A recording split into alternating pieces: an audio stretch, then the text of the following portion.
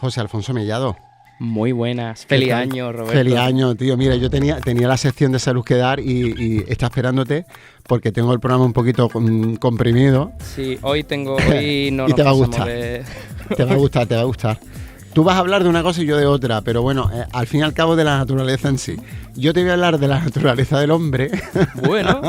Y tú siempre de un ser que no es ni animal ni planta. Efectivamente. ¿Vale? Bueno, pues mira, ¿tú sabías que hay una última investigación que habla sobre si el tamaño del pene importa o no? Bueno. Lo he visto esta mañana, digo, para mi sección de salud. Bueno, mira, la verdad que es una cuestión bastante interesante. Hay muchísimo debate al respecto.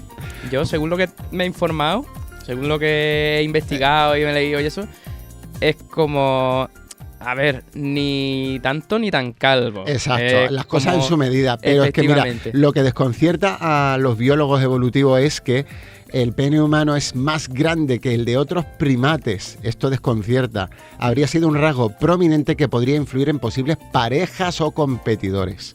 A nivel evolutivo, es verdad que el tamaño, o sea, es un conducto que lo que hace es llevar el espermatozoide más cerca todavía de las trompas de falopio, bueno, del útero primero, ¿vale? Eso, la longitud se supone que ayuda más a esa función, pero realmente no es tan importante y es más un factor de comparativa y de que atraiga al sexo femenino. Claro, pero ya ahí, de hecho, simplemente con la estética y en cuanto a atractivo, ya está influyendo, digamos, en el comportamiento y en las tendencias naturales de la especie. Entonces, al final es otra cosa que marca, digamos, las tendencias que nosotros seguimos y cuáles son los criterios a la hora de emparejarnos y de reproducirnos y de Totalmente. Qué tipo de genes van a prevalecer y cuáles otros van a quedar un poco en el cajón del olvido. Entonces, pues la conclusión es que yo voy a decir dónde se encuentra este artículo para el que lo quiera ver, porque tenemos nosotros otra ocupación ahora. El tamaño inusualmente grande evolucionó como un adorno sexual para atraer a las hembras en lugar de ser puramente una insignia de estatus para asustar a los machos, que esa es otra. ¿Vale? Así que está en infosalus.com, ¿vale? Infosalus.com. Luego le voy a echar un vistazo. Y si no, en Europa Press, en la sección de salud, ahí está. Setas, champiñones, ¿están dentro de...? Bueno, el reino hongos. El reino hongos. ¿Sabe? Hay mucho... Saprofita... No, esos son un tipo de o sea, hongos. yo sé que los hongos son... mucha gente que no distingue lo que son hongos de plantas y es muy importante realizar la distinción correctamente. Porque no son plantas. No son plantas. De hecho, la principal diferencia entre lo que es una planta y lo que es un hongo es que las plantas son autótrofas. Tú sabes lo que es autótrofa, es decir, ellas elaboran su propio alimento utilizando sustancias puramente minerales del entorno. Es decir, las sales del suelo, los nutrientes de la tierra... pillan también la luz solar y mediante el proceso de fotosíntesis elaboran una serie de compuestos químicos que son con los que ella misma se alimenta. Y los hongos no, los hongos son como nosotros en el sentido de que se alimentan de materia orgánica en descomposición, es decir, otros animales. La materia del suelo, otros animales u otras plantas, pues también, ¿vale? Pueden alimentarse de animales, de plantas, de bacterias, de etcétera. Los hongos son muy voraces y son muy resilientes. De hecho, si algunos de los hongos que tenemos a día de hoy vivimos zambullidos en hongos, hay hongos en todas partes, hay hongos en todas las superficies con las que nos rozamos. Y forma parte del microbioma de nuestro intestino, o sea que también lo tenemos, quiero decir. Los tenemos dentro, son parte de nosotros, algunos, no todos, evidentemente. En simbiosis, hay especies, generalmente, claro. Claro, hay especies más beneficiosas, hay especies más con las que pues tenemos esa relación simbiótica, otras especies que son perjudiciales para nosotros, que nos atacan y nos consumen. Y de hecho una bajada de defensas puede suponer la diferencia entre pasar un mal rato con alguna infección causada por hongo. La cándida, por ejemplo. La cándida, por ejemplo, y el no enterarnos, porque es que, ya te digo, vivimos asediados constantemente, pero nuestras defensas siempre están ahí para salvarnos un poco el día. Luego está también el tema de, una de nuestras defensas es nuestra temperatura corporal, que impide que muchos hongos proliferen dentro de nosotros y tomen el control. Y tomen el control, efectivamente. Ahora, los hongos, como igual que los virus, igual que todas las formas de vida, van adaptándose. Entonces, se teme que a medio o largo plazo muchas de las especies que a día de hoy, por nuestra temperatura interna, etcétera, podemos conseguir mantener a raya, termine adaptándose a dicha temperatura por el tema de aumento del calentamiento global, etcétera, por factores medioambientales, terminen adaptándose y volviéndose resistentes a nuestra temperatura interna y consigan convertirse en una seria amenaza para la humanidad. De hecho, los antibióticos es un claro ejemplo de eso. Con los antibióticos ocurre, como estamos saturados de antibióticos, cada vez consumimos más y por razones más absurdas, consumimos mayor cantidad de antibióticos y cada vez más potentes. Claro, el microorganismo diana pues se vuelven resistentes a dichos antibióticos. Pero yo te quería hablar, y esto tiene más que ver con lo que has dicho antes del pene, porque está muy relacionado el tema con las setas, que es el principal melón que yo quería abrir hoy aquí. Las setas, un hongo es una cosa muy compleja, aunque parezca que no. Y la gente, lo que tú ves es en el la campo, punta la seta del iceberg, porque está debajo. Efectivamente, el hongo vive bajo tierra. Es el micelio, digamos, el cerebro y el cuerpo del hongo. Dicho rápido y mal, no solemos verlo. Lo que nosotros vemos, la seta, sería exclusivamente el aparato reproductor, la estructura con la que el hongo esparce sus esporas. El hongo no se reproduce de manera sexual, se reproduce de manera asexual. No necesita una hembra, no hay un hongo hembra, hay un hongo macho. El hongo esparce clones de sí mismo en forma de esporas al ambiente, y estas esporas, bueno, pues simplemente si se dan las condiciones de temperatura, humedad y luz necesarias para que se activen, pues se activan, fructifican y entonces aparecen. Cuando llega el momento de madurez del hongo, llega su momento de reproducirse, entonces empiezan a brotar las setas, que es lo que nosotros consumimos de él. Hay una planta que sí también se reproduce por esporas, que es el helecho. Hay muchas plantas que se reproducen por esporas, muchísimas plantas y muchísimas bacterias y hay algún animal que otro habrá por ahí que se reproduzca por esporas. Si me pongo a pensar, a lo mejor puedo decirte alguno, pero como de todo hay de todo, en la naturaleza nunca paras de sorprendente. El tema de las esporas es un mecanismo de reproducción que comparten muchas especies. Pero es clónico, eso no lo sabía. Es clónico, sí. No precisa de una mezcla, digamos, de caracteres genéticos, como copias de unos de otros, ¿vale? Entonces ocurre lo siguiente. El musgo, por ejemplo, también se reproduce por esporas, ¿vale? Hay muchas especies de musgo, muchas especies de líquen, que el líquen, por cierto, no es tampoco una planta, pero tampoco es un hongo. Es un híbrido entre alga y hongo. Ah, sí, eso efectivamente. Es una alga terrestre, lo que se llama. Estas estructuras así esponjositas y suaves que vemos en los troncos de los chaparros durante las épocas húmedas e incluso durante las épocas de sequía permanecen ahí, lo que ha quedado ya seco e inerte, pero esperando a la siguiente temporada de lluvia. Que realmente no es inerte, está latente, ¿no? Hay muchos que aguantan durante todo el tiempo de calor, la sequía, etcétera, luego se reactivan cuando les vuelve a rozar el agua, y otros que van por temporada. Pero lo que íbamos a hablar de las setas, que son unas estructuras increíbles. Al final lo que estamos viendo es el pene. Por eso enlazo con el tema con el que has abierto el programa. Y además tiene cierta similitud. Tiene mucha similitud estructural. Algunas especies literalmente se llaman... El glande, ¿verdad? Falo perruno, por ejemplo, es una especie de hongo. Falo perruno. Es una especie de hongo que, bueno, pues el nombre te está diciendo a qué es lo que se asemeja, ¿no? Totalmente, no hace falta explicarlo. Es uno de estos hongos apestosos que huelen fatal porque la manera que tienen de esparcir sus esporas es atrayendo a insectos como las moscas, y estas moscas, bueno, al posarse sobre él se impregnan con las esporas y cuando vuelan por ahí pues las van diseminando por el terreno. Ahí estamos. Hay hongos muy parecidos, hay setas muy parecidas a estas. Qué inteligente es la naturaleza. Pero vamos, increíble las especies, cómo se las apañan para... Es la supervivencia. Efectivamente, y también de supervivencia un poco vamos a hablar, porque es que ya te digo, es muy difícil, o sea, es vital, ¿no? Saber hacer una identificación, digamos, de lo que un hongo es y diferenciarlo de una planta, porque un hongo implica una serie de riesgos, una seta, mejor dicho, implica una serie de riesgos que a lo mejor no la mayoría de plantas suele implicar de manera directa. Te voy a saltar por peteneras. El LSD... Sí. ¿Sabes que es una droga? Es el ácido es una sustancia que sale de vitamina, de ácido lisérgico, algo así. Efectivamente. Cuando yo estudiaba en la carrera. Y se sintetiza en base a un hongo. Sale de un hongo, del moho. O sea, es una...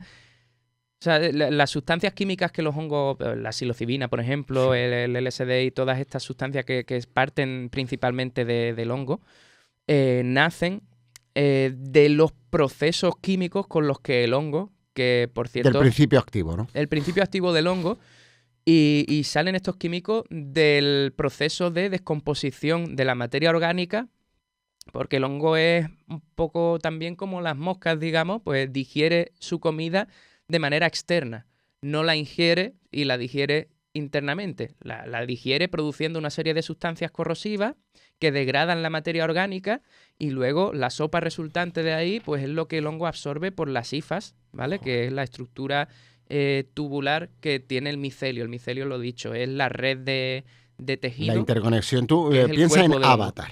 Piensa en Avatar. La comunicación, bueno, que esa es otra, que eso creo que lo hemos tocado someramente en algún programa, pero tenemos que hablar de la red de comunicación de los árboles, que eso es increíble. Los hongos, que se descubrió, y los hongos también. Ahí estamos, los hongos están muy involucrados en esa red de comunicación, de hecho comunican árboles y plantas que de manera natural y sin la presencia de estos organismos no podrían comunicarse entre sí. Es decir, cuando hay un árbol que, por ejemplo, está debilitado, está mustio o pierde nutrientes o tiene alguna enfermedad o algo, la red de hongos que hay por debajo del suelo, que intercomunica casi todas las plantas, intercomunica todas las plantas del bosque, genera puentes, digamos, entre las plantas sanas y las plantas que están debilitadas y empiezan a como transmitir nutrientes. Como una red neuronal, pero en vez de impulso eléctrico, nutrientes. Que esto también ocurre a nivel neuronal. La psilocibina, por ejemplo, se ha demostrado muy eficaz a la hora de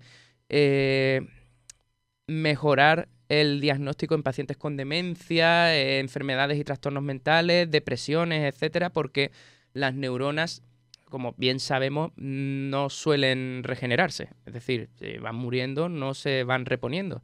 Pero la psilocibina sí que hiperestimula la actividad neurológica, entonces muchas neuronas, que a lo mejor tienes 3 neuronas, la del centro está muerta, el impulso nervioso no se transmite por esa cadena porque hay una de las 3 que está caput. Sí, pero las otras 2 crean puentes. Nuevas redes, claro. Efectivamente, la psilocibina y estas sustancias derivadas de los hongos son alucinógenas, pero hiperestimulan el sistema nervioso y generan puentes que saltan a las neuronas que están muertas o que están en proceso degenerativo. Y lo habrá usado la medicina para tratar problemas o enfermedades neurodegenerativas. Se supone que estarán en ese tipo de investigación, ¿no? Lo que ocurre muchas veces, y este es uno de los casos, es que si algo es ilegal, finjamos que no existe y si existiera habría que prohibirlo. Todo se llama cuanto se llama, eso lo digo yo mucho. Efectivamente. Entonces, y el poder que genera, ¿no? Esa no falta de regulación, sino penalización de este tipo de sustancias juegan muy en detrimento de, bueno, pues el desarrollo y la investigación de soluciones eficaces contra enfermedades que a día de hoy son un tormento para la humanidad. A ver, la hoja de coca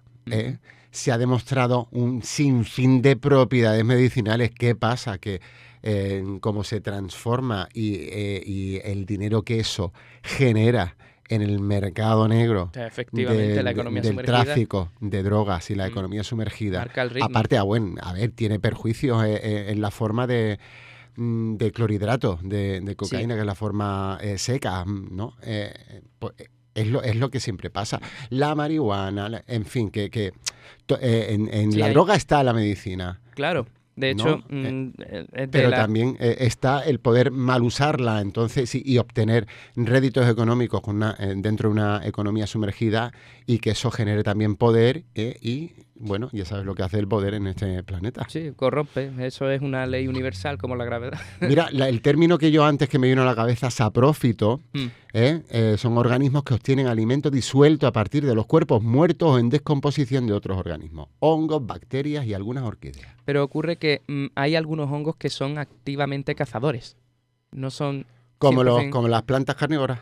Como las plantas carnívoras, pero de otra manera hay unos hongos, por ejemplo, que no te sabría decir el nombre científico, son como una especie de gelatina, muchas veces de colores en función de la especie y del tipo de alimentación que lleva, y se han demostrado en laboratorios que estos hongos poseen una capacidad resolutiva de problemas matemáticos fuera de lo común, porque son hongos muy extraños porque pueden desplazarse. Esto es extraterrestre. Es extraterrestre. Recuerdo que había uno que se llamaba leche de loba, que durante sus primeras etapas de desarrollo posee una capacidad de movilización no se ha visto en apenas especies de hongos, y se han descubierto más hongos de esta especie en selvas tropicales y lugares así. Son como unas bolitas amarillas así como de gelatina, que si las pones en un time-lapse y aceleras la grabación, puedes ver cómo se desplazan y se mueven por el suelo de la jungla buscando. ¿Qué sí? Ahí estamos, buscando presas, otros hongos, por ejemplo. ¿Sabes? Yo salté antes con el tema del LSD porque el veneno, esta sustancia, tanto la LSD como lo que he comentado antes de la psilocibina, etcétera, son sustancias que los hongos, igual que muchos otros animales, tienen sustancias de defensa, porque son sustancias lo que conocemos como venenos, por ejemplo. Buscan generar un malestar, buscan generar una respuesta negativa en el encéfalo de eso. Pero ¿qué pasa? Que hay muchas veces topan con que lo que es negativo para algunas especies es positivo para otras. Es positivo o no positivo, simplemente es disfrutable para otras. O sea, el hongo, ser humano, el hongo dice, te estoy haciendo alucinar para que dejes de consumirme, tío. Y el ser humano dice, gracias por mostrarme las maravillas de la naturaleza. Más, ¿sabes? Entonces, como una defensa un poco ineficaz, entre comillas, para defenderte de según qué tipo de especie. Pero al fin y al cabo, es veneno, es una defensa. Ellos lo van elaborando dentro de sí mismos para que no los consumamos y para protegerse. Y hay otras defensas que, pues sí, son mucho más eficaces para el grueso mayoritario de los animales. Los venenos de los hongos son mundialmente conocidos porque simplemente con rozar algunos puede permear en la piel y provocarte una intoxicación mortal, como es el caso de la famosísima Amanita phalloides. O una disfunción, yo qué sé, renal, hepática. Sí, suelen atacar mucho a los riñones. Y de hecho salí con el tema del LSD porque no sé si porque está relacionado, sale de un hongo, y porque no sé si sabes cómo se descubrió. O sea, el LSD se descubrió por accidente en un laboratorio farmacéutico. En los años 60, quizás. O en los 50, porque 1938. En el 38. Se puso de moda en los 60, la época hippie. Pues fue descubierto por un señor que se llamaba Albert Hoffman. Yo creo que esto lo contaba en algún otro momento. El símbolo mundial del LSD es la bicicleta. Es la bici, porque este señor trabajaba en un laboratorio buscando una especie de sustancia, un compuesto, él era farmacéutico y estaba desarrollando una sustancia con varios modelos de ácido de este tipo. Estaba buscando una sustancia que fuera vasoconstrictora para cuando la gente sufre derrames o hemorragias de algún tipo, tomarla o aplicarla a la herida y que deje de sangrar, ¿sabes? Cortar los procesos ayúdame, Roberto, era... Hemorrágico. Vale, efectivamente, no, hemorrágico. Yo creía que iba por otro derrotero. Hemorrágico. Es que por un segundo iba a decir hemorroidal y me quedé, digo, no digas eso. Iba a decir hemológico, pero no. Hemorrágico, perdón. Entonces, una de estas sustancias se le quedó en el guante de látex que él utilizaba, ¿sabes? Y al quitárselo se manchó por accidente o por casualidad, se manchó un dedo, y a través de esa manchita en el dedo, a través de los poros, a través de los poros de la piel, absorbió la sustancia. Y claro, estaban en la Segunda Guerra Mundial, creo recordar, o la primera, estaban en guerra. En el 38 ya había terminado la primera y la segunda estaba a punto de comenzar, empezó en el 39. Claro, había una restricción de movilidad y no podían utilizar vehículos a motor, entonces él tenía su bici para ir del laboratorio a casa, y durante ese trayecto en bici le empezó a subir la sustancia al torrente sanguíneo y entró en el pico de lo que es el viaje de ácido del LSD. Y dice que fue el mejor viaje en bici de su vida. Sí, ahí empezó la canción en la bicicleta de Shakira, ¿no? Sí, más o menos. Llévame en tu bicicleta. Yo tengo una duda que te quería preguntar. ¿Qué es la trufa? La trufa. ¿Es un hongo? Claro, es un hongo. Vale. Un hongo muy cotizado y muy valorado en la alta cocina. No sé si sabes que no solo hay los típicos sabores dulce, salado, agrio y tal. Los hongos tienen su propio sabor. Umami se llama. Umami, el quinto sabor, el sabroso. Quinto sabor, efectivamente. Y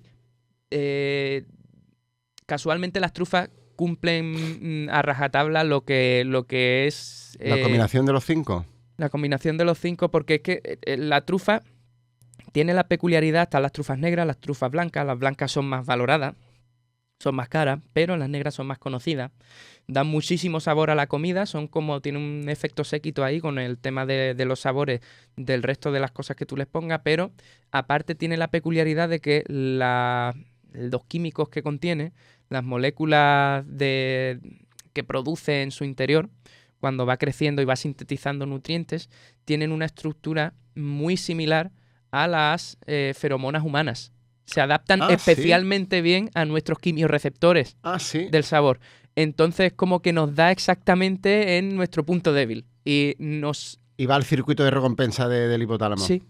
Entonces nos hiperestimula el conducto del saber. Entonces, como... Droga culinaria, ¿no? Una droga culinaria, efectivamente. Muy, muy sabrosa y ya te digo, encaja con los nuestro receptores. Sistema nervioso y con nuestros receptores, entonces los estimula perfectamente. De hecho, fueron los japoneses los que pusieron el término de umami, es un término japonés para denominar el quinto sabor, que hasta hace poco sabíamos que eran 4, lo denominan sabroso, porque no es que sea salado, no, es que es una combinación un tanto extraña, es el que equilibra. Lo puedes encontrar en el queso parmesano. El ajo también se decanta al ser umami. Hay muchos productos, por ejemplo, no sé si era el miso también es umami. Generalmente lo salado se da la mano con el umami, pero no es salado. No es exactamente igual, no hay es igual. Como matices. Esto que utilizan los orientales para dar sabor... el semahidral, que es como un saborizante. Saborizante. Yo sé que, por ejemplo, se utilizaba esto. Sí, como de... Esta hora ya del ámbar día. gris. El ámbar gris, por ejemplo... No me refería a eso, me refería a... ahora me acordaré, José. Bueno, pero el ámbar gris se utilizaba también como... O sea, no era saborizante, era como... El ámbar gris es una cosa que se extrae de la parte de arriba de la cabeza de las ballenas. Es una tragedia extraerlo. O sea, dicho claramente. Como pasa con la aleta del tiburón para el tema del cartílago, ¿no? Por ejemplo. Es asesinar a un ser vivo para obtener eso, ¿no? Ahí estamos. Pero el ámbar gris, lo que pasaba... Por ejemplo, yo recuerdo que había un rey británico, no me acuerdo el nombre, no me acuerdo quién era, pero le encantaba el ámbar gris porque lo echaba a los huevos fritos. ¿Qué pasa? Que el ámbar gris, tú con lo que lo eches, potencia el sabor una barbaridad. Entonces, el limón, por ejemplo. El limón también tiene esa propiedad, ¿no? Un poco como que te potencia el sabor de las cosas con las que lo combines, pero también sabe bastante. El ámbar gris no sabe nada por sí solo. Solo potencia el sabor de lo que hay al lado. Transformará, digamos, los receptores o algo así, ¿no? Los vuelve más sensibles, ¿no? a los sabores. Entonces, bueno... Pues eso, este rey particularmente le encantaban los huevos fritos y era lo que le rayaba ámbar gris antes de comérselo. Dice que eso mejoraba la experiencia una barbaridad y era un loco de los huevos fritos por ese motivo. Glutamato monosódico. Glutamato monosódico, que vale. No me salía. El glutamato lo utilizan mucho los orientales para potenciarnos una sal, pero parecido, entonces también umami. Sí, tienes ese saborcillo también. A lo que quería remitirme, ya vamos terminando con esto. Con el tema del LSD, de absorberlo por la piel y de cómo se popularizó el tema de la bici por este preciso motivo, es que hay que tener muchísimo cuidado porque los foros de setas, yo lo he visto, por ejemplo, yo estoy metido en foros en Facebook y en grupos de identificación de setas, y cuando alguien está cogiendo setas y preguntan estos grupos, perdona, ¿esta seta cuál es? Casi nadie contesta nunca, porque es que es una ruleta rusa. O sea, hay setas que son prácticamente iguales, son indistinguibles y depende de en qué fase de su crecimiento se encuentren, si están un poco más viejas, si están un poco más jóvenes, se asemejan tantísimo a otras setas que puedes tener delante dos setas que son idénticas y una es mortal y otra es perfectamente comestible, entonces nadie quiere cogerse los dedos con ese tema. Claro. Es tal el hecho, lo del LSD, que lo absorbió el tío por la piel y en una hora le dio el viaje de su vida en bici, simplemente por manipular una seta que sea tóxica y luego llevarte las manos a la boca por las mucosas o al frotarte los ojos, o simplemente si el veneno es lo suficientemente potente puede permearte por la piel. Pero si se hubiera pasado con la cantidad, creo que fue accidental, si no hubiera sido, quiero decir, el viaje tan bonito de su vida hubiera sido un infierno. Pero no, sí, y lo fue después. Él en su diario lo relató, que cuando a mí personalmente me da miedo, fíjate tú. En bici hay que tener mucho cuidado con este tipo de cosas. No, yo sobre no experimento todo, con eso, no. Si vas a probarlo de motu propio, el ir al médico y decirle al médico, quiero probar esto, convénceme de que no lo haga. ¿Sabes? Y que el médico pues ya te dé todas las razones, todos los riesgos y todo, pero siempre estar informado al 100%. Y luego ya tú sopesas si quieres exponerte a ese riesgo o no, pero yo considero que lo primero y principal, porque si alguien quiere probar estas cosas, lo va a hacer. Lo va a hacer por una vía más lícita o menos lícita, va a caer en temas de economía sumergida como los que hemos hablado antes, va a ir de la mano de gente que no va a estar puesta en el tema o que va a estar más. El tema es buscar información. O que esté adulterado, vete tú a saber. O que esté adulterado, es que esa es la cosa. O sea, si te informas y te pones a investigar y haces una exhaustiva tarea de análisis y tal, a lo mejor puedes disfrutar de la experiencia de la mano de un buen asesoramiento. Si quieres y quieres y quieres y quieres, pero ya te digo, si no quieres asumir el riesgo, lo mejor es no mezclarte con ese tipo de sustancias. Yo en mi caso no lo haría. Entonces eso, pues hay que tener mucho cuidado también con el tema de salir a coger setas y la recolección de setas, pues simplemente el hecho de coger un ejemplar y confundirte y el simple hecho de tocarlo con las manos desnudas ya puede buscarte un susto muy, vamos, y si no, pues puede tener consecuencias terribles también. Yo te digo, a mí me han salido en mi propio jardín y las he dejado, yo ni solo hay que se me ocurre tocar los ejemplares y recolectar los ejemplares que uno esté 100% no, 200% seguro de que conoce que son esos ejemplares. Y los que haya un mínimo resquicio de duda, ni acercarte. Y cada ni vez lo mires, déjalo. Hay más amanitas faloides de estas en el Pinar del Rey, de eso me he dado cuenta. Yo antes no se veía apenas ninguna y ya es complicado no encontrarte una cuando vas después de llover. Por eso hay que saber y diferenciar y educar. Porque sobre todo los niños pequeños y eso van por el campo. ¡Ay, mira una seta! Tal, ¿sabes? Sí. Eso es un problema. Y eso es un problema grande. Oye, la semana que viene, ¿qué día? ¿Jueves? ¿Que estudias? Por ejemplo. Venga. Aquí estaremos. Por aquí estaremos. Menos el viernes. Siempre yo estoy de tarde, un día diferente de la semana, así que el viernes de la semana que viene no hay espacio abierto. Oye, está súper interesante. Lo mismo hay un segundo capítulo.